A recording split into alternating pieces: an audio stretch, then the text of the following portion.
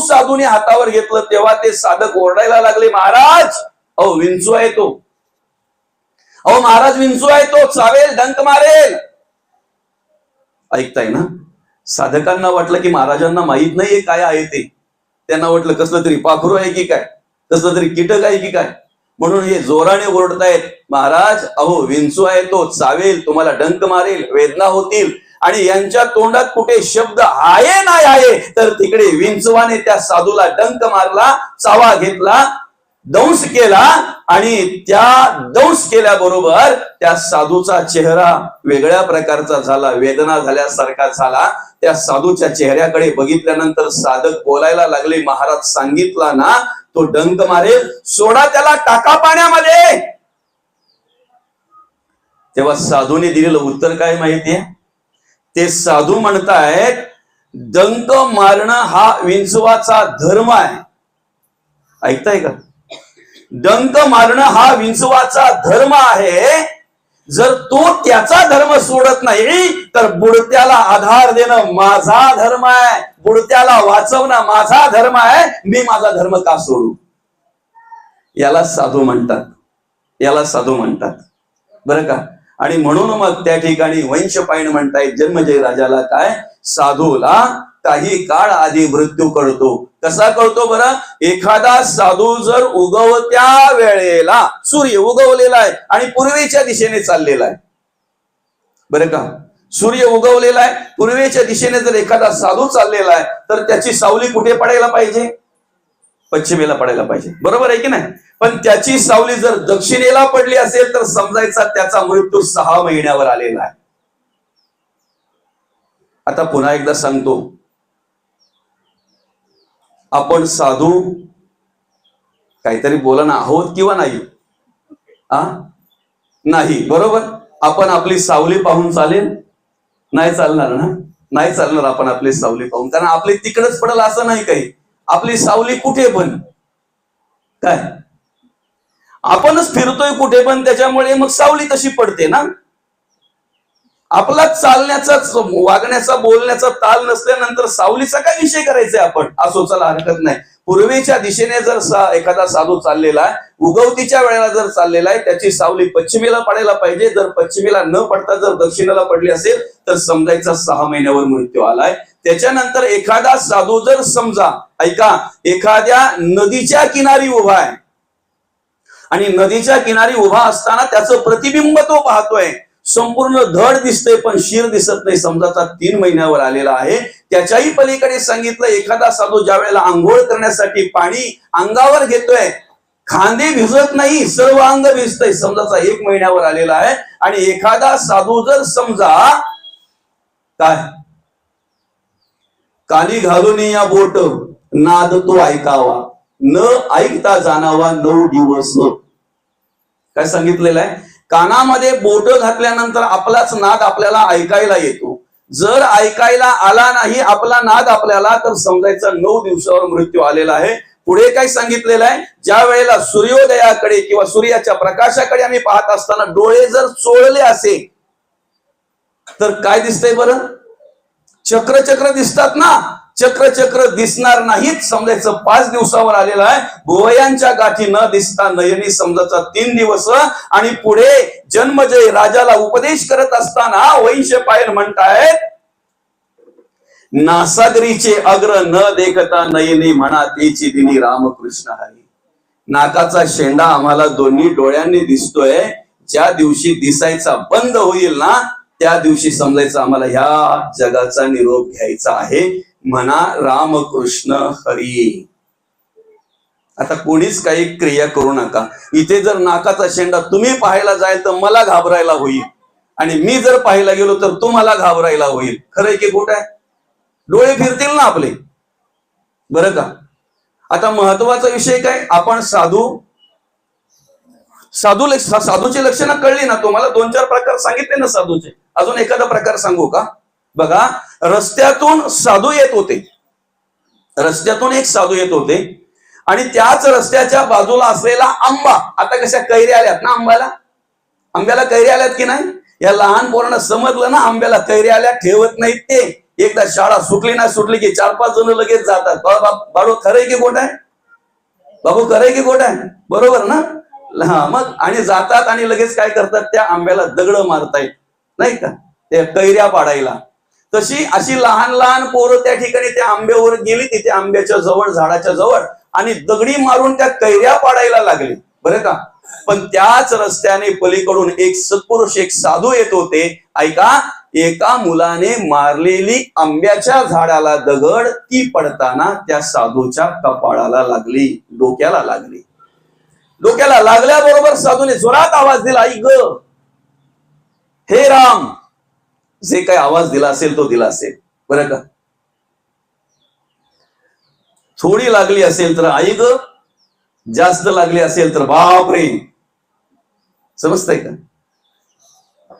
दुःख जर कमी प्रमाणात असेल तर आम्हाला आई आठवते. वेदना जर कमी प्रमाणात असतील तर आम्हाला आई आठवते. आणि ज्या वेळेला भला मोठा दुःख आम्हाला दिसतोय ना, भली मोठी वेदना होत असते ना, तेव्हा आमच्या मुखातून पटकन निघतंय बाप रे. बाप तेव्हाच आठवतोय आम्हाला बरं का, तेव्हाच आठवतोय. असो, त्या साधूच्या मुखातून जे काही निघायचं ते शब्द निघाले आणि तो आवाज ह्या मुलांनी ऐकला. आवाज मुलांनी ऐकल्याबरोबर ती मुलं त्या साधूच्या दिशेने धावत गेली. पळाली नाहीत बाजूला कुठे पळाली नाहीत, घाबरली नाहीत. कारण त्यांनी मुद्दामहून दगड मारलेली नव्हती. त्यांना कल्पना झाली की आपण मारलेली दगड कोणाला तरी लागले आणि म्हणून कोणतरी ओरडला, आणि म्हणून पलीकडच्या दिशेने जाऊन पाहतात तर एक सत्पुरुष, एक साधू पुरुष त्या ठिकाणी, त्यांच्या कपाळाला दगड लागलेली आहे, रक्त वाहत आहे. खिशातला रुमाल काढून ते त्या ठिकाणी रक्त पुसण्याचा प्रयत्न करतायत. ही मुलं गेली त्या ठिकाणी, हात जोडायला लागली त्या बाबाला, बाबा आम्ही मुद्दाम नाही मारली हो बाबा तुम्ही येतायत हे आम्हाला माहिती नाही, आणि आम्हाला जर माहिती झालं असतं ना बाबा तर आम्ही नसती दगड मारली बाबा. जास्त वेदना होत आहेत का? जास्त त्रास होतोय का बाबा? या मुलांचं ते शब्द ऐकल्याबरोबर बरं का, ती दगड लागली म्हणून त्या साधूच्या डोळ्यात अश्रू नाही आले. वेदना होत आहेत म्हणून साधूच्या डोळ्यामध्ये अश्रू नाही आले. पण ह्या मुलांच्या तोंड ज्या वेळेला त्यांनी बघितलं, त्यांचं बोलणं ज्या वेळेला ऐकलं ना, त्या वेळेला त्या साधूच्या डोळ्यातून अश्रू यायला लागले, रडायला लागले ते साधू. आणि जसे साधूच्या डोळ्यामध्ये अश्रू बघितले ना, तशी ती मुलं अजून गयावया यायला लागली, अजून गयावया करायला लागली. बाबा त्रास होतोय का तुम्हाला? बाबा वेदना होतात का तुम्हाला? बाबा वेदना होत आहेत, त्रास होत आहेत म्हणून रडताय का तुम्ही? बाबा नाही हो, आम्ही मुद्दाम नाही मारली बाबा. त्यावेळेला ते साधू बोलतायत, दादा मला त्रास होतोय म्हणून मी रडत नाही दादा, मला वेदना होत आहेत म्हणून मी रडत नाही दादा. मी मनामध्ये एकच विचार करतोय की तुम्ही त्या झाडाला जेव्हा दगड मारताय ना, तेव्हा ते झाड तुम्हाला दगडीच्या बदल्यात फळ देत आहे. आज तुम्ही माझ्या दगड मारले ना, तुम्हाला द्यायला माझ्याकडे काहीच नाहीये ना, याचं दुःख मला वाटतंय. याला साधू म्हणतात. ही साधूची लक्षणं आहेत, ही साधूची लक्षणं आहेत बरं का. 2-4 दृष्टांत बघितले आपण साधू कोणाला म्हणतात. त्याच्यापैकी आपण कुठे बसतो का बरं? आपण कुठे बसतो का? नाही ना. आपला चेहरा बघितल्या बरोबरच त्या पोरांनी एवढा पळ काढला असता, तेवढ्या जागेला पाय लावला नसता. कारण त्यांना माहिती आता काही आपली खरी गत नाही. बरोबर आहे की नाही? पहिलं साधूचं लक्षण, मी माझे आईची आठवण विसरले जयाचे अंतःकरण. आमचा पहिला कुठल्याही वेळेला कधीही आम्ही संसारात असू द्या, प्रपंचात असू द्या, अध्यात्मात, परमार्थात, भक्तीमध्ये कुठेही असू द्या, पहिला आम्हाला आडवा जर येत असेल तर तो मी बरं का. मी उपासना करतोय, मी देवपूजा करतोय, मी देवाचं करतोय, मी देवाच्या बाबतीत कधी काही कमी पडत नाही. साधूला सांगतोय तो, त्याच्या श्री गुरूंना सांगतोय तो शिष्य बरं का बाबा, त्याच्या श्री गुरूंना सांगतोय, गुरूंना मी देवाच्या बाबतीत कधी काही कमी पडत नाही. मी देवपूजा करतोय, मी उपासना करतोय, मी देवाचं नामस्मरण करतोय, पण तरीही मला आत्मप्रचिती नाही, आत्मसाक्षात्कार नाही. तरीही मला तसा बदल, फरक काही पाहायला मिळत नाही, तसा आनंद, समाधान, मला सुख प्राप्त होत नाही का? तेव्हा त्या महाराजांनी सांगितलं, मी मेल्यावर तुला सगळं भेटेल बरं का. काय सांगितलं महाराजांनी? मी मेल्यावर तुला सगळं मिळेल. आता त्यांनी काय साधू मरायची वाट बघायला पाहिजे का? साधू मरायची वाट पाहायला पाहिजे? आमच्या घरातला पुरुष आहे ना, पुरुष, तो घरामध्ये मोठेपणा मिरवण्यासाठी काय करतोय माहितीये का? घरातल्यांना सांगतोय मी कमवून आणतोय म्हणून तुम्हाला 4 घास खायला भेटतात, मी कमवून आणतो म्हणून तुम्ही मजा करताय, मी कमवतो म्हणून तुमच्या सगळ्या आशा अपेक्षा पूर्ण होतात. ज्या दिवशी मी निघून जाईल ना, आपल्यात संत म्हणतात तुझा पण उद्धार होईल ना, त्यांचा पण उद्धार होईल. मी निघून गेला पाहिजे काय? मी पण पाहता आढळे ना, निर्गुण ब्रह्म ते चळे ना, आपण तेची परी कळे ना. संतांशिवाय ते कळत नाही, गुरूंशिवाय ते कळत नाही. मी म्हणून जर आम्ही पुढे गेलो तर आम्हाला काही प्राप्ती होत नाही. मग तेवढं ऐकलं की लगेच घरातली महिला पण बोलते ना, गप बसा, तुम्ही कमवून आणताय ठीक आहे, तुम्ही आणताय ठीक आहे, पण अजून तुम्हाला चहा पण करता येत नाही. बनवून जर दिलं नाही तर काय खायल तुम्ही? मी बनवते, मी स्वयंपाक करते म्हणून तुम्ही खाताय, बरं का? म्हणून याचीच ओळख करून देताना संत आम्हाला मार्गदर्शन करतात. आजा गेला, पडजा गेला, बाप मसने गेला, देखत देखत नातू पणतो तोही तैसा झाला, तोही तैसा झाला. जावं तर प्रत्येकाला लागणार आहे. किती जरी आम्ही ठरवलं मला राहायचंय, मला जगायचंय, मला खूप दिवस, मला खूप आयुष्य पाहिजे, खूप आयुष्य पाहिजे, किती जरी आम्ही ठरवलं तरी पण आयुष्य किती असावं हे आमच्या हातात नाहीये, बरं का? जन्म तारीख आपल्याला माहिती आहे, मृत्यूची तारीख आपल्याला माहिती नाही. आम्ही कधीही सावलीकडे पाहता कामा नाही, आम्ही कधीही खांद्यांकडे पाहता कामा नाही, आम्ही कधीही त्या प्रतिबिंबाकडे पाहता कामा नाही, आम्ही कधी कानात नाकात बोट घालून पाहता कामा नाही, कधी आम्ही डोळ्यामध्ये डोळे चोरून पाहता कामा नाही, कधी आम्ही आमच्या नाकाचा शेंडा पाहता कामा नये. आम्हाला मृत्यू आहे, आम्हाला जावंच लागणार आहे, एवढं स्मरण ठेवून आम्ही प्रत्येक वेळेला भगवंताचं नामस्मरण केलं पाहिजे. चालता बोलता उठता, घरात असताना, शेतावर असताना, प्रवासात असताना, प्रत्येक ठिकाणी असताना मी काय केलं पाहिजे? भगवंताचं नामस्मरण केलं पाहिजे, भगवंताचं नामस्मरण केलं पाहिजे. आणि जर आमच्याकडून अखंड प्रत्येक वेळेला भगवंताचं नामस्मरण जर घडत असेल ना, तर मृत्यू कोणत्याही वेळी जरी आला तरी आमची तयारी असेल, कारण आमचा अभ्यास झालेला असेल, आमचा अभ्यास झालेला असेल, बरं का? जन्म तारीख आम्ही सांगू शकतो, मृत्यूची तारीख आम्ही सांगू शकत नाही. जन्म झालेला आहे, मृत्यू 100% सत्य आहे. या जन्म आणि मृत्यूच्या मधल्या काळाला म्हणतात आयुष्य. काय म्हणतात त्याला? आयुष्य. आता तसं जर पाहायला गेलं माऊली, तर आम्ही आयुष्यामध्ये बऱ्याच उठाठेवी करतो, बऱ्याच उठाठेवी करतो ना. आयुष्यामध्ये काय कमी उठाठेवी करतो का आपण?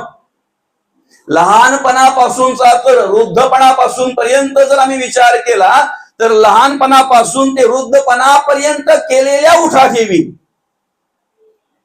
किती मोठं पुस्तक होईल बरं आपलं, किती मोठं पुस्तक होईल, बरं का? पण आम्ही जर आमच्या जीवनाचा जर विचार केला, आयुष्याचा जर विचार केला, तर फक्त 2च गोष्टींची नोंद महत्वाची असते. आमच्या आयुष्यामध्ये 2च दिवसाची नोंद झाली जाते. आपण काय बोलतो? माणूस म्हणजे 2 दिवसाचा पाहुणा, बोलतो की नाही? माणूस म्हणजे 2 दिवसाचा पाहुणा. जिंदगी एक किराए का घर है, एक ना एक दिन बदलना पड़ेगा, मौत जब तुमको आवाज देगी, घर से बाहर निकलना पड़ेगा. सांझ के बाद होगा सवेरा, देखना है अगर दिन सुनेरा, पाव फूलों पे रखने से पहले तुमको कांटों से चलना पड़ेगा. जिंदगी एक किराए का घर है, एक ना एक दिन बदलना पड़ेगा. जावंच लागणार आहे, प्रत्येकाला जावंच लागणार आहे. जन्म आणि मृत्यू याच्या मधल्या काळाला आयुष्य म्हणतात, आयुष्य म्हणतात त्याच्या मधल्या काळाला. आयुष्य किती असावं हे आमच्या हातात नाहीये. आयुष्य किती असावं हे जरी आमच्या हातात नसलं तरी आयुष्य कसं असावं हे मात्र आमच्या हातात आहे. आयुष्यामध्ये आमच्या 2च गोष्टींची, 2च दिवसांची नोंद असते, एक जन्म तारीख आणि एक मृत्यूची तारीख.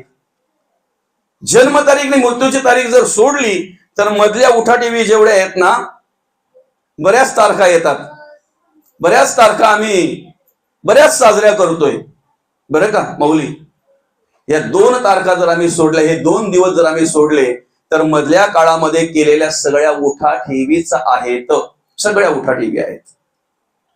ज्याला जसा संघ झाला ना त्याप्रमाणे ते वावरत असतो, त्याप्रमाणे तो राहत असतो. मधल्या काळामध्ये ज्याला जसं मार्गदर्शन मिळालं ना त्याप्रमाणे तो कार्य करत असतो, त्याप्रमाणे तो जगत असतो, वागत असतो, त्याप्रमाणे तो सगळ्या प्रकारचं कार्य करत असतो.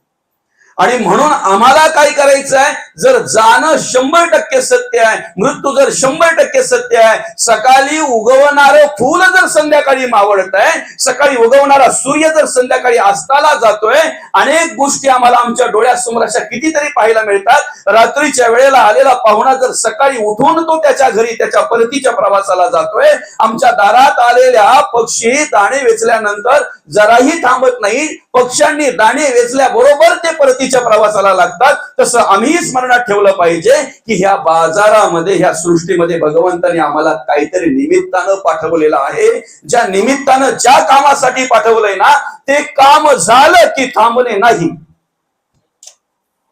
पहिले झालं तर पाहिजे ना काम, ते कार्य पहिलं झालं तर पाहिजे ना. कशासाठी पाठवलंय बरं भगवंताने आम्हाला या ठिकाणी? 83,99,999 योनी जे कार्य करू शकत नाही ना ते देवाचं, धर्माचं आणि देशाचं कार्य करण्यासाठी भगवंताने आम्हाला हा नरदेह दिलेला आहे, हा मनुष्य देह दिलेला आहे. बरं का, सहज मिळालेला नाहीये. पापपुण्य समकृत हा मग नर योनिषी जयते. बरेच फेरे घाले आम्ही, किती करावा फेरा, किती सापडला थारा. बरं का, कितीतरी फेरे केले आम्ही, कितीतरी फेरे केले. पुनरपी जननम पुनरपी मरणम पुनरपी जननी जठरी शयनम. अनेक वेळा येणं जाणं झालं आणि आम्ही फक्त आकडा बोलतोय 83,99,999 योनी. आकडा एवढा मोठा आहे, पण असं म्हटलेलं आहे एका एका योनी कोटी कोटी फेरा. एका एका योनी कोटी कोटी फेरा. पाप जर शिल्लक राहिलं ना ते फेडावंच लागतंय, ते पूर्ण करावंच लागतंय. बरं का, पाप जर शिल्लक राहिलं तर ते पूर्ण करावं लागतंय. एक एक योनीमध्ये एक एक जीवाला कितीतरी वर्ष आयुष्य, कितीतरी वर्ष आयुष्य. बरं का माऊली, आता आम्ही आमचा विचार जर केला माणसाचं आयुष्य, ज्या वेळेला आम्ही पुराण वाचतो ना, ज्या वेळेला आम्ही काही शास्त्र वगैरे वाचतो, ज्या वेळेला काही आम्ही ग्रंथ वाचतो ना, त्यावेळेला आम्ही अशा काही कथा ऐकतो. अमुक अमुक ऋषींनी अमुक अमुक 1000 वर्ष तपश्चर्या केली. काय हे वाचत असताना आम्हाला असं वाटतंय की हजारो वर्ष जर तपश्चर्या केली तर त्यांना आयुष्य किती असेल. माणूस रजोगुणी आहे ना, लगेच देवाला बोलतो मला पण जर तेवढं आयुष्य भेटलं ना तर मी पण तपश्चर्याच करीन. फक्त दिलंय त्यात काय करतो बरं, जे दिलंय त्यात काय करतो. पण रजोगुणी माणूस नाही का. असो, हजारो वर्ष तेव्हा होती सत्ययुगामध्ये. बरं का माऊली, 4 प्रकारची युग भगवंताने निर्माण केलेली आहेत. कृता, त्रेता, द्वापर आणि कली. अर्थात सत्ययुग, त्रेतायुग, द्वापरयुग आणि कलियुग. सत्ययुगामध्ये त्या युगाला पण तेवढं आयुष्य होतं. सत्ययुगाला 17,28,000 वर्ष आयुष्य आहे सत्ययुगाचं. ऐकताय ना, 17,28,000 वर्ष आयुष्य आहे सत्ययुगाचं. त्यावेळेला माणसाला असं म्हणतात 1,00,000 वर्ष आयुष्य होतं. 1,00,000 वर्ष. त्याच्यानंतर त्रेतायुगामध्ये एक चतकोर कमी केलं. 17,28,000 पैकी एक चतकोर कमी केलं. 12,96,000 वर्ष आयुष्य त्रेतायुगाला. आणि इकडे माणसाच्या आयुष्यातला एक शून्य काढून घेतला. 1,00,000वरचा एक शून्य काढला. किती बरं? 10,000 वर्ष आयुष्य माणसाला. 10,000 वर्ष आयुष्य. इकडे द्वापार युगाच्या वेळेला डायरेक्ट 50% आयुष्य युगाचं कमी करून टाकलं. 8,64,000 वर्ष. बरं का माऊली, डायरेक्ट निम्म्यावर आणलं आणि माणसाच्या आयुष्यातला अजून एक शून्य काढला. 1000 वर्षापर्यंत आणलं. ज्या युगामध्ये आम्ही कार्य करतोय ह्या युगाचं नाव काय आहे बरं?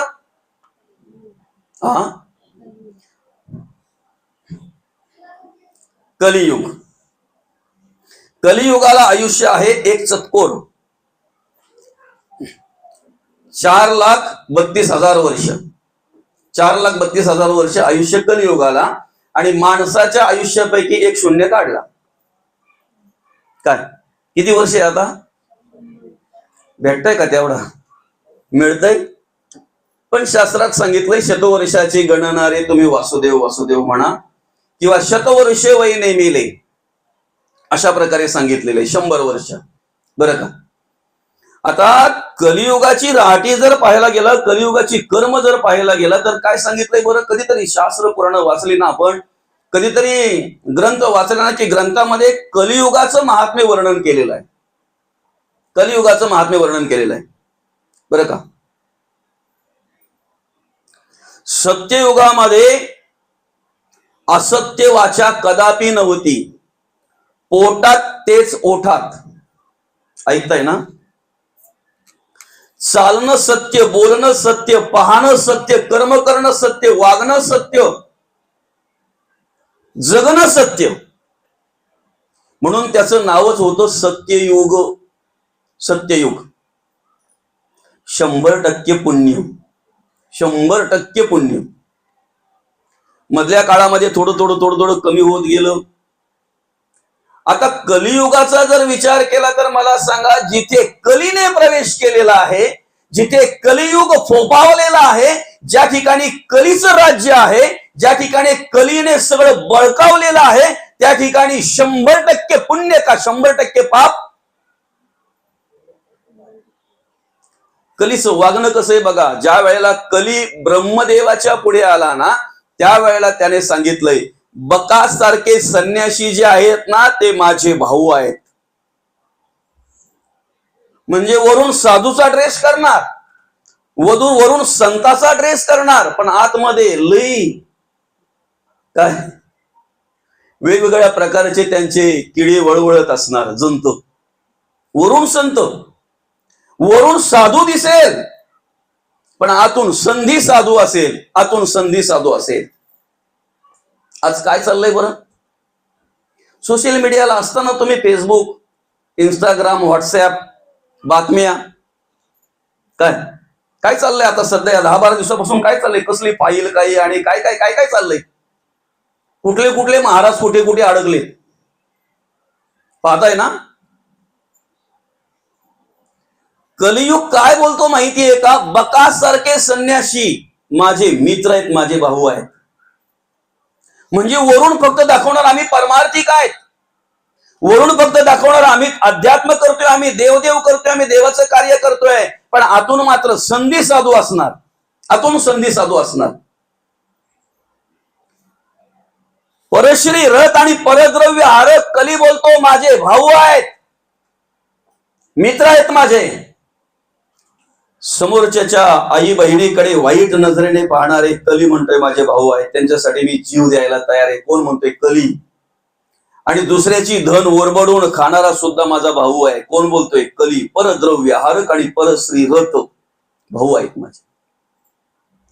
ज्या ठिकाणी कलीने प्रवेश केला ना, त्या ठिकाणी तुम्हाला धर्म आचरण पाहायला मिळणार नाही, त्या ठिकाणी तुम्हाला नीतीनं वागणं जगणं पाहायला मिळणार नाही, त्या ठिकाणी तुम्हाला अधर्मच पाहायला मिळेल, भ्रष्टाचार, हिंसाचार आणि अत्याचारच पाहायला मिळेल, अत्याचारच पाहायला मिळेल. आता एवढं सगळं बघितलं बरं का बाबा, तुमच्या तारुण्याचा काळ जरा बरा होता ना? खरंय की खोटं आहे? हा, गाव कोणतं तुमचं? सरवली. सरवली गावचे बाबा. काय नाव तुमचं? सुरेशच का तुम्ही पण? म्हणजे तुमचे कुटुंबदार नाही का? असू द्या, हरकत नाही. वय किती आहे तुमचा अंदाजे? 66. तुमच्या लहानपणी किंवा तरुणपणी ज्या वेळेला तुम्ही गावातली 4-5 माणसं एकत्र बसायची, त्यावेळेला 4-5 माणसं एकत्र बसल्यानंतर गावात किती तुमच्या व्यसनाधीन झालेली माणसं आहेत त्याचा आकडा तुमच्या जवळ असायचा. तुम्ही बोलायचा, हा एक, तो एक, तो एक, त्याचा बास नाही, त्याचा काकास. खरंय की खोटं आहे? जेवढी वृद्ध माणसं बसलेत नाही ते बाबा तुम्ही पण काका. तुमच्या तारुण्यामध्ये किंवा तुमच्या लहानपणी तुमच्या गावाचा सर्वे करत असताना, गावाचा विचार करत असताना, बोटावर मोजण्या एवढी माणसं तुमच्या गावामध्ये व्यसनाधीन होती. खरंय की खोटं आहे? बोटावर मोजण्या एवढी माणसं तुमच्या गावात व्यसन करायची. बरोबर आहे ना? आता हा अहो एखाद्या आड्यावर गेला ना, पोऱ्या तिकडून निघतो का बाप इकडून जातो? बापाला माहित नाही, पोऱ्या आधीच ठोकून म्हणजे पिऊन गेलाय ते. कधीतरी मुलाची तंबाखू संपली तर तो बापाचे खिसे चापतोय आणि बापाच्या खिशातून काढतोय. तेव्हा बापाला कळतंय माझी पोळी गेली कुठे, ती सापडते पोराच्या खिशात. बरं का? आता जेवढी लग्न होत्यात ना, सगळीकडे तसंच चालू आहे. कोणाच्या मनाला काही वाटून घेऊ नका. तुमची सगळ्यांची क्षमा मागतोय, माफी मागतोय. कदाचित कोणाच्या अंतःकरणाला लागेल, पण लागून घ्यायची गरज नाही. अजिबात गरज नाही लागून घ्यायची. 80% लग्न ही प्रेम प्रकरणातूनच होतात. 80% 80% जवळजवळ लग्न प्रेम प्रकरणातून होतात. तरुण पोरा संध्याकाळच्या वेळेला धरून आणावे लागतात. 25-25, 30-30 वर्षाची पोरं आज चालता येत नाही रस्त्यामध्ये, एवढी पितात. बर्बाद झालाय समाज आमचा, बर्बाद झालेत आमचे तरुण आणि बर्बाद झालाय आमचा. समजत नाही आम्हाला.